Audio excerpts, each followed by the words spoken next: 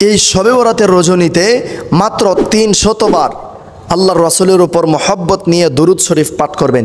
এই ৩০০ বার মহব্বতের সহিত দুরূদ শরীফ পাঠ করার কারণে আল্লাহ রব্বুল আলামিন আপনাকে আপনার জন্যে জাহান্নামের আগুনকে হারাম করে দেবেন। সুবহানাল্লাহি ওয়া বিহামদিহি।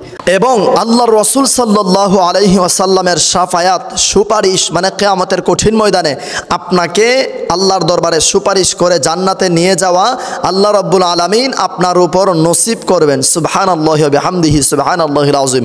তাই আমার প্রিয় ঈমানদার ভাই বোনেরা, এই রহমতের রজনী, বরকতের রজনী, শবে বরাতের রজনীতে বেশি বেশি কোরআন তিলাওয়াত করুন, বেশি বেশি আল্লাহর রাসূলের উপর মহব্বতে দুরূদ শরীফ পাঠ করুন, বেশি বেশি নফল ইবাদত বন্দেগী করুন, বেশি বেশি দোয়া দুরূদ পাঠ করুন, বেশি বেশি নফল ইবাদত করুন, বেশি বেশি সালাতুত তাসবিহ নামাজ আদায় করুন, তাহাজ্জুদের নামাজ আদায় করুন, নফল নামাজ আদায় করুন।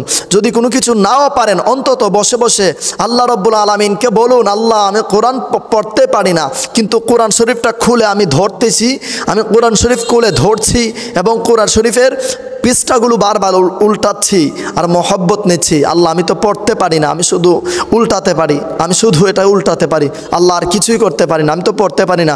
আপনার এই উল্টানো দেখে আল্লাহ রব্বুল আলামিন আপনাকে মাফ করে দেবেন। সুবহানাল্লাহ। আপনি এজন্যে শবে বরাতের রজনীতে ঘুমাবেন না। সারা রাতই তো আমরা ঘুমাই, অন্তত একটি দিন আল্লাহর রাস্তায় কাটিয়ে, একটি রাত কাটিয়ে আমরা পরদিন ফজরের নামাজ আদায় করে এরপর আমরা ঘুম দেব। একবারে এক ঘুমে 12টা পর্যন্ত ঘুমাবো। 12টার সময় উঠে গোসল করে আবার জোহরের নামাজ দিয়ে আমরা রমজানের জন্য এইভাবে ধীরে ধীরে আস্তে আস্তে করে আমরা প্রস্তুতি নিয়ে নেব ইনশাআল্লাহ। আর আমার প্রিয় ঈমানদার ভাই ও বোনেরা, এই রহমতের রজনীতে আপনি 3টি রোজা রাখবেন। 3টি থেকে একটি হচ্ছে বৃহস্পতিবারে, আরেকটি শুক্রবারে, আরেকটি শনিবারে, অর্থাৎ পবিত্র শাবান মাসের 13, 14, 15 কিংবা 14, 15, 16 এই 3 দিন আপনি নফল রোজা রাখবেন এই মাসকে উদ্দেশ্য করে, এই রহমতের রজনীকে উদ্দেশ্য করে। এতে করে আল্লাহ রব্বুল আলামিন আপনার কলবটাকে জিন্দা করে দেবেন এবং রমজানের রহমতময় বরকতময় রজনীতে আপনাকে সম্পূর্ণ বারাকা দিয়ে আল্লাহ রব্বুল আলামিন ভরপুর করে দেবেন। রমজানের আগেই যদি আপনি এত আমল করেন, আল্লাহ রব্বুল আলামিন আপনার প্রতি অসংখ্য অগণিতভাবে রহমত নাজিল করবেন, রহমতের দরজা আপনার দিকে খুলে দেবেন। এজন্যে রহমতের রজনীতে ঘুমাবেন না, আমল করুন। আর মা বোনেরা, ঘরে বসে বসে থেকে আপনারা কবর জিয়ারত করতে পারবেন, ঘরে বসে আপনারা নফল ইবাদত করতে পারেন। আপনারা যদি বিদেশে থেকেও আমার ভিডিওগুলো দেখে থাকেন, বিদেশের মাটিতে বসে থেকেও নফল ইবাদত করতে পারেন, বাবার জন্যে কবর জিয়ারত করতে পারেন। বিদেশ থেকেও দেশে কবর জিয়ারত করতে পারবেন। কবর জিয়ারতের জন্যে একবার সূরা ফাতিহা, 3 বার সূরা ইখলাস এবং একবার সূরা ফালাক, একবার নাস, একবার সূরা তাকাসুর, আলহাকুমুত তাকাসুর। এই সূরাটা যদি নাও পারেন, এরপরেও সূরা নাস শেষ করে দুরূদ শরীফ মহব্বতে পড়ে আপনি আপনার মা বাবার জন্য দোয়া করবেন। আপনার দোয়ার সেই ফায়েজ ফজিলত আল্লাহ আপনার মা বাবার কবরে দান করে দেবেন। বিশেষ করে আল্লাহর রাসূল সাল্লাল্লাহু আলাইহি ওয়াসাল্লাম জান্নাতুল বাকি গুরুস্থানে, কবরস্থানে গিয়ে এই শবে বরাতের রজনীতে দোয়া করেছিলেন নিজের জন্যে, নিজের উম্মতের জন্যে এবং নিজের মা বাবার জন্যে। জান্নাতুল বাকিতে যারা যারা আছেন সবার জন্য দোয়া করেছিলেন। আল্লাহর রাসূল সাল্লাল্লাহু আলাইহি ওয়াসাল্লাম যদি এই রজনীতে কবর জিয়ারত করে, আপনি কেন ঘরে বসে থাকবেন?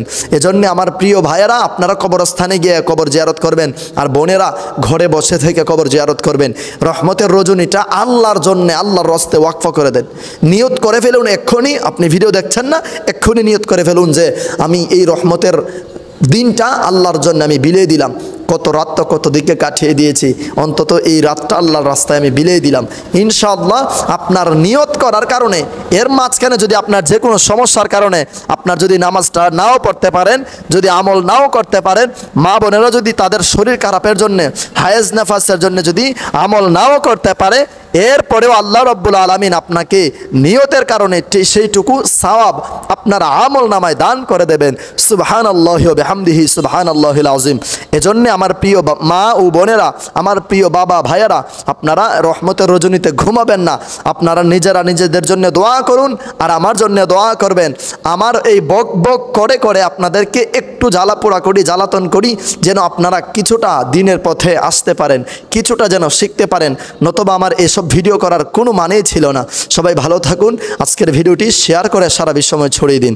আসসালামু আলাইকুম ওয়া রাহমাতুল্লাহ।